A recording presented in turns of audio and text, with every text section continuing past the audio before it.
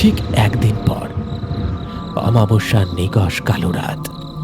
মাধবের উঠোনের মাঝখানে গভীর গর্ত করে তৈরি হয়েছে যজ্ঞকুণ্ড। দাউ দাউ করে জ্বলছে আগুন। টং ক্রিং হুং হুং ফট আগর রূপিণী সর্বমায়া বিনাশিনী। ভৈরবের মন্ত্র পড়ার সাথে সাথে যজ্ঞের আগুন থেকে হৌড় মোড় করে বেরিয়ে আসতে শুরু করলো একদম বন্ধ করা সবুজ রঙের ধোঁয়া। দেখতে দেখতে সেই ধোঁয়া পুরো উঠোনটাকে গ্রাস করে নিল, আর চোখের নিমেষে চারপাশের বাস্তবতা ভয়ঙ্করভাবে বদলে যেতে শুরু করলো। কি কল্যাণীর, কি রূপ তোমার! মাধব দেখল তার নিরীহ স্ত্রী কল্যাণীর শরীরটা শূন্যে ভাসছে। তার রূপ বদলে গেছে এক বিভৎস করাল বদনী যোগিনীতে।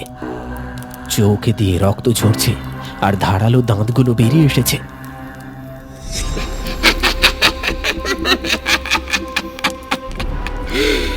আজ তোর রক্তেই আমার তৃষ্ণা মিটবে মাধব। তোকে আমি ছিঁড়ে খাবো মাধব, তোকে আমি ছিঁড়ে খাবো। গুরুদেব, গুরুদেব, কি ভয়ঙ্কর মায়া! চারপাশের গাছপালা থেকে ফিনকি দিয়ে রক্ত ঝরছে। ওই দেখুন, ওই দেখুন, গোরস্থান থেকে অসংখ্য অশরীরী আত্মা আমাদের দিকে ধেয়ে আসছে। ভয় পাস না রুদ্র, আসন ছাড়বি না। মায়াজাল আজ আমি ছিন্ন ভিন্ন করে দেব। ভৈরবের গলা চিরে বেরিয়ে আসা সংস্কৃত মন্ত্রগুলো যেন জীবন্ত হয়ে উঠল। জ্বলন্ত লাল রঙের আগুনের অক্ষরে সেই মন্ত্রগুলো বাতাসে ভাসতে ভাসতে এগিয়ে গেল সেই অশুভ সবুজ ধোঁয়ার দিকে। লাল এবং সবুজ শক্তির এক ভয়ঙ্কর রুদ্ধশ্বাস লড়াই শুরু হলো শূন্যে। ওং ফট স্বাহা। চরম উত্তেজনার মধ্যে ভৈরব তার হাতের ত্রিশূল সজোরে ছুঁড়ে দিলেন সেই কল্যাণী রূপী ভয়ঙ্কর যোগিনীর দিকে। ত্রিশূল গিয়ে সোজা বিঁধল তার বুকে। এক বিকট অমানসিক আর্তনাদ করে যোগিনী মাটিতে আছড়ে পড়ল।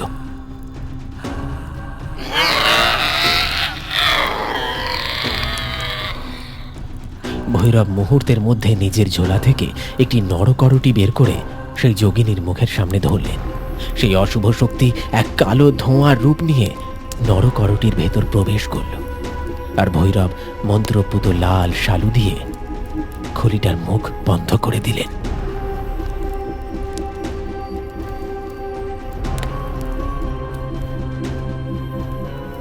মুহূর্তের মধ্যে সমস্ত মায়াজাল কেটে গেল।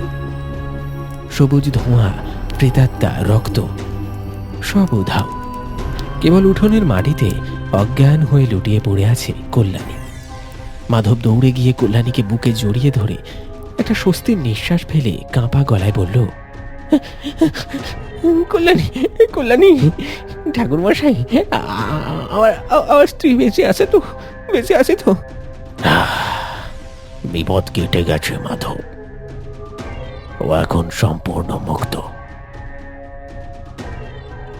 মায়াজাল কেটে যাওয়ার পর থমথমে হয়ে আছে মাধবের উঠোন।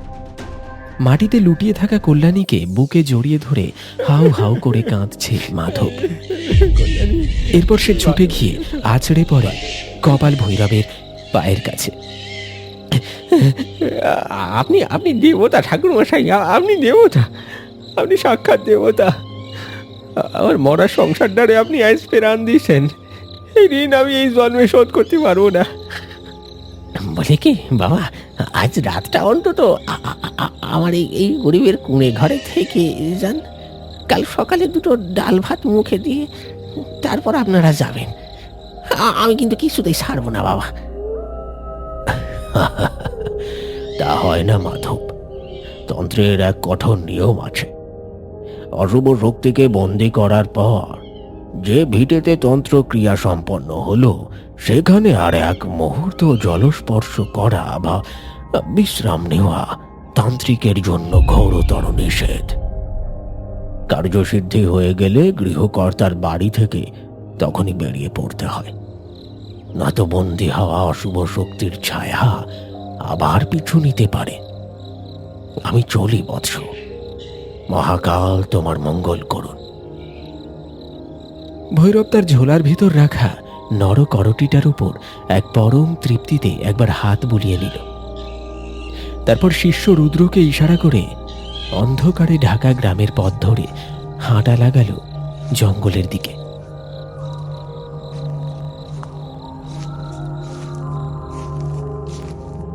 কিন্তু রুদ্রের পা যেন সরতে চাইছে না। গরুর পেছনে হাঁটতে হাঁটতে তার মনের ভেতর শুরু হয়েছে এক তুমুল ঝড়। যজ্ঞের সেই ভয়ঙ্কর মুহূর্তটা বারবার তার চোখের সামনে ভেসে উঠছে।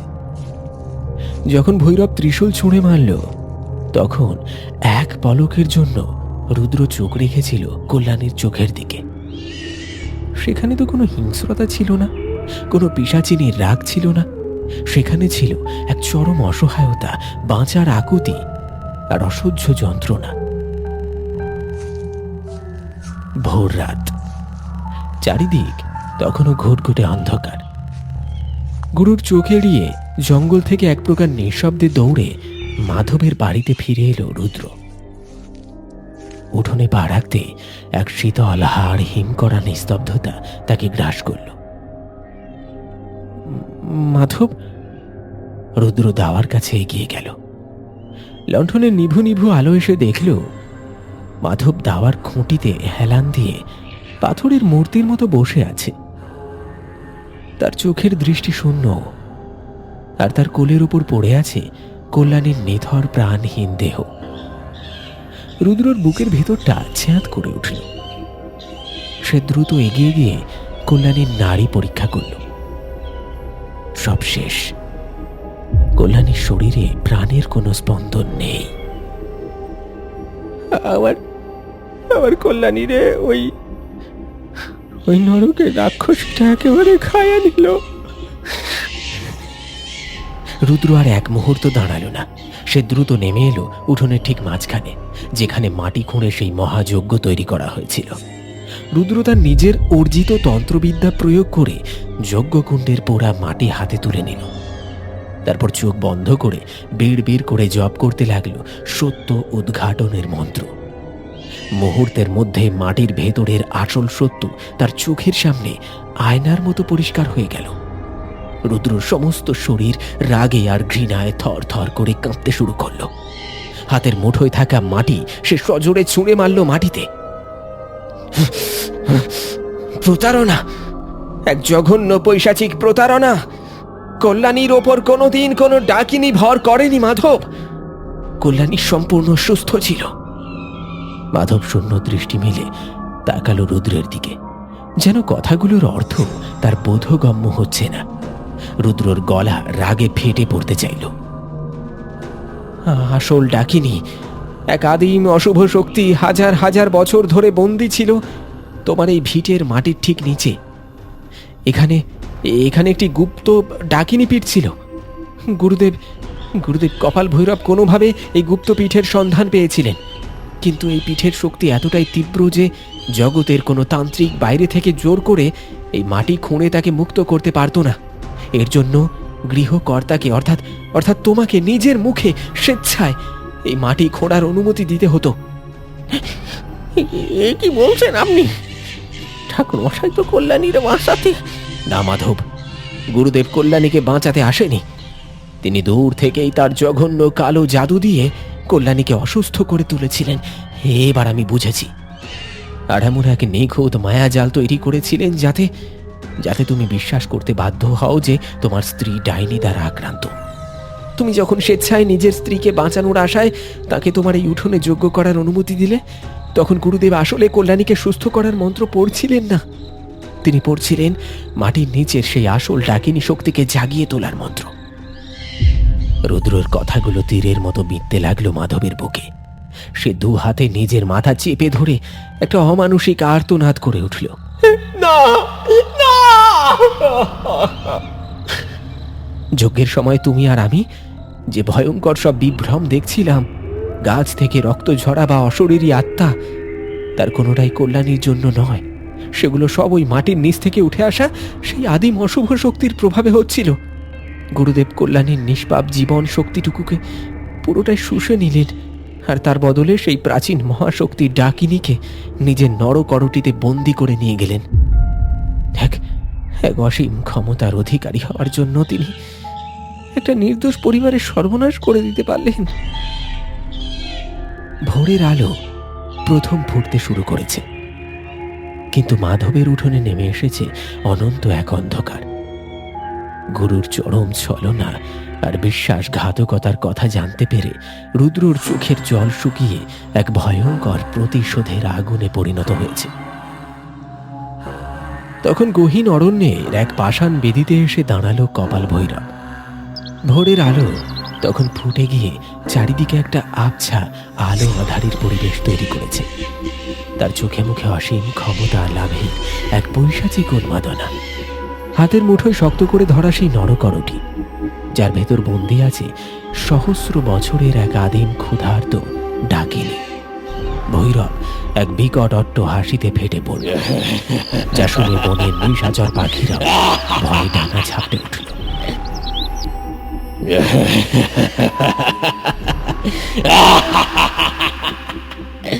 হাজার বছর ধরে তুই বন্দি ছিলি মাটির নিচে, আজ থেকে তুই আমার দাসী। তোর অসীম শক্তিতে আজ কপাল ভৈরব ত্রিলোক জয় করবে। তোকে চিরতরে আমার বশে রাখতে আজ আমি দেব আমার নিজের উষ্ণ রক্ত, মহাকালের শপথ। আমার রক্ত পান করে তুই আমার আজীবনের গোলাম হয়ে থাকবি। নিজের অন্ধ লোভে কপাল ভৈরব তার জীবনের সবচেয়ে মারাত্মক ভুলটি করে বসল। সে পকেট থেকে একটা ধারালো খঞ্জর বের করে নিজের হাতের তালু চিরে ফেলল। ফিনকে দিয়ে রক্ত ঝরতে লাগলো, আর সেই কাঁচা উষ্ণ রক্তের কয়েক ফোঁটা সে নিংড়ে দিল সেই নরকরটির ঠিক মাঝখানে। অং হ্রিং রক্তং পিব দাসী ভব ক্রিং স্বাহা। কিন্তু মন্ত্র শেষ হওয়ার আগে এক ভয়ঙ্কর কাণ্ড ঘটে গেল। কাঁচা রক্তের স্বাদ পেয়ে হাজার বছরের ক্ষুধার্ত সেই ডাকিনী যেন তার পূর্ণ শক্তি ফিরে পেল।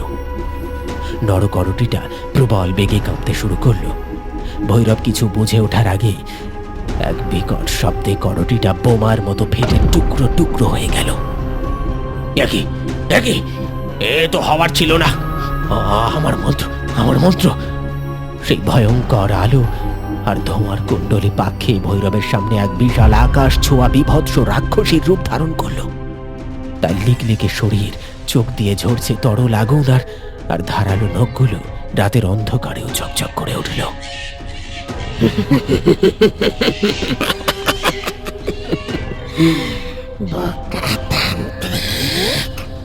হাজার বছরের ক্ষুধার্ত ডাকিনীকে তুই তোর সামান্য রক্ত দিয়ে কিনতে চাস? তোর অহংকার আর তোর লোভী আজ তোর মৃত্যু ডেকে এনেছে কপাল ভৈরব। আজ তোর বুক চিরে তোর অহংকার আমি খাবো।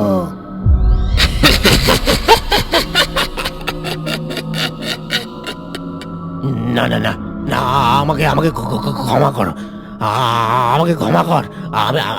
আমি তো রক্ষক, আমি তো রক্ষক। কিন্তু ডাকিনী কোনো সুযোগ দিল না। চোখের পলক ফেলার আগে সে ঝাঁপিয়ে পড়ল ভৈরবের ওপর। এক ভয়ঙ্কর আর্তনাদ চিতলমারির জঙ্গল চিরে প্রতিধ্বনিত হলো। ডাকিনীর ধারালো নখ মুহূর্তের মধ্যে ভৈরবের বুক চিড়ে দিল।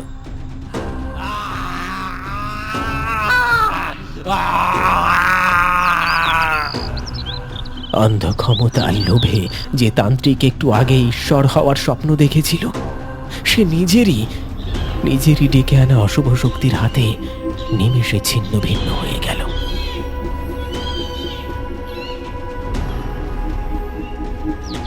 সকালের আলো ফুটেছে। চিতলমারি জঙ্গলের বুক চিরে মাটিতে এসে পড়েছে সেই সূর্যের আলো।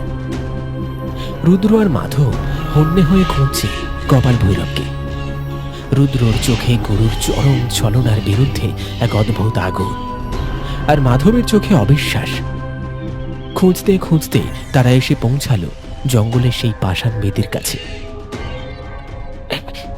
রুদ্রবাবু, ওইটা ওইটা কি পড়ে আছে ওই জায়গায়? রুদ্র দৌড়ে এগিয়ে গেল। বেদির কাছে মাটিতে পড়ে আছে কপাল ভৈরবের ছিন্ন ভিন্ন রক্তাক্ত দেহ। তার বুকটা নির্মমভাবে চেরা, চোখ দুটো আতঙ্কে বিস্ফারিত হয়ে আছে, আর সেই ভাঙা নরকরটির টুকরোগুলো ছড়িয়ে ছিটিয়ে আছে তার দেহের চারপাশে। হ্যাঁ, প্রকৃতির বিচার মাধব, চরম অহংকার আর লোভের উচিত শিক্ষা। কিন্তু কিন্তু ঠাকুর মশাইয়ের এই দশা করলো কে? ওই ওই মাটির তলা থেকে ওইটা এসে অশুভ শক্তি। হ্যাঁ, যে অশুভ শক্তিকে গুরুদেব নিজের স্বার্থে ব্যবহার করতে চেয়েছিলেন, চরম ক্ষমতা পাওয়ার লোভে নিজের রক্ত খাইয়ে যাকে বশ করতে চেয়েছিলেন, সেই আদিম ডাকিনী তাকে শেষ করে দিয়েছে। অন্যের সর্বনাশ করে কেউ কোনোদিন ঈশ্বর হতে পারে না মাধব। গুরুদেবের অন্ধ লোভই তার কাল হলো। চলো মাধব, এই অপবিত্র স্থান থেকে আমাদের ফিরে যেতে হবে। মাধবকে নিয়ে রুদ্র ফিরে চলল গ্রামের দিকে। পেছনে পড়ে রইল এক অহংকারী তান্ত্রিকের রক্তাক্ত পরিণতি। জঙ্গলের গাছপালা যেন স্বস্তির নিঃশ্বাস ফেলল, আর বাতাসে চিরতরে মিলিয়ে গেল 1000 বছরের পুরনো সেই ডাকিনীর মায়াজাল।